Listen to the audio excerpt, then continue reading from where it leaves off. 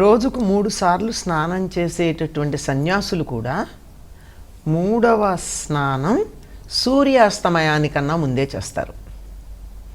ఎందుకంటే సూర్యుడు అస్తమించిన తర్వాత స్నానం చేసినట్టయితే మన వాళ్ళు రకరకాల అర్థాలు చెప్తారు. ఏమని, వరుణుడిలో అగ్ని ఉంటాడు, ఇలాంటి విషయాలు చెప్తారు. అవన్నీ పక్కకు పెడితే రాత్రిపూట స్నానం చేస్తే జలుబు చేస్తుంది. మొదటి అంశం.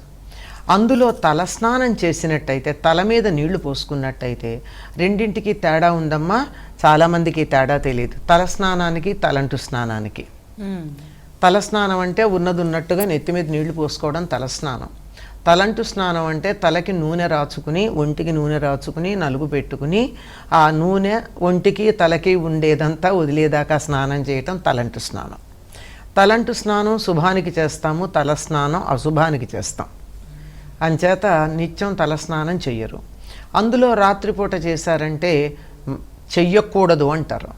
ఎప్పుడన్నా అనుకోకుండా దుర్వార్త విన్న సందర్భంలో మాత్రమే ఆ సచేల స్నానం అంటారు. కట్టుకున్నటువంటి బట్టలతో పాటుగా తలస్నానం చేయడం.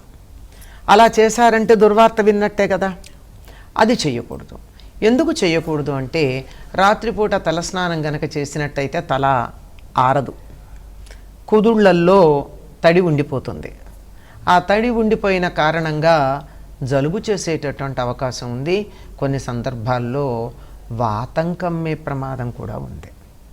అంటే ఒళ్ళంతా పట్టేయడం అని అంటూ ఉంటాం. రాత్రి ఒళ్ళంతా పట్టేసింది, ఒళ్ళంతా బిగుసుకుపోయినట్టుంది, నొప్పులుగా ఉన్నాయి అని అంటూ ఉంటారు. అందువల్ల చెయ్యొద్దని చెప్పారు. అంతకన్నా ఒకటి, వరుణుడి పట్ల మనం చూపించవలసిన గౌరవం. రెండవది ఆరోగ్య దృష్ట్యా ప్రధానమైనది.